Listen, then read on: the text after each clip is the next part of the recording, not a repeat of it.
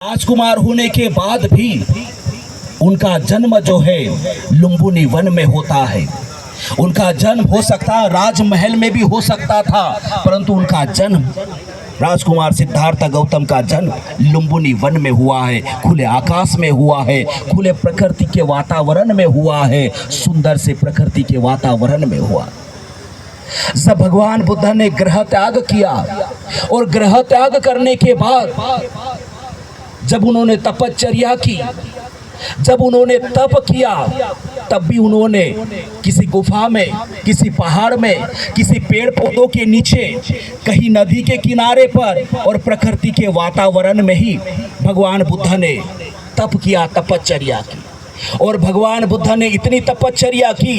अगर कोई व्यक्ति किसी ज्ञान को प्राप्त करने के लिए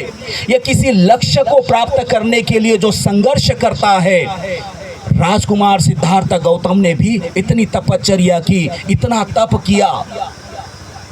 कि जब वो अपने पेट को हाथ लगाते थे तो पीठ को हाथ लग जाता था, उनका शरीर पूरा कंकाल बन गया था, इतना उन्होंने तप कर दिया।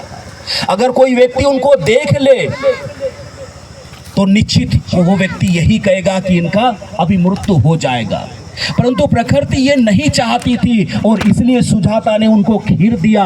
खीर दान दिया। और खीर दान देने के बाद उनके अंदर पहली बार स्वयं का उन्होंने अध्ययन किया, स्वयं अनुभूति की और स्वयं उन्होंने देखा कि जैसे खीर प्राशन किया वैसे उनके अंदर एक अनुभव हुआ कि खाना खाने के बाद एक ऊर्जा आई है, खाना खाने के बाद, खीर ग्रहण करने के बाद उनके अंदर ताकत आई है। और वो ताकत के बल पर ही राजकुमार सिद्धार्थ गौतम उर्विला के किनारे पर, निरंजना नदी के तट पर, पीपल के पेड़ के नीचे, बोधि वृक्ष के नीचे उन्होंने बुद्धत्व प्राप्ति करने के लिए ध्यान किया। और ध्यान करने के बाद जो है उनको जब बुद्धत्व प्राप्त हुआ, जब उनको ज्ञान प्राप्त हुआ, जब उनको बोधि प्राप्त हुई, तो बोधि प्राप्त होने के बाद उनको लगा कि इस बोधि को मैं किन को बांटूं,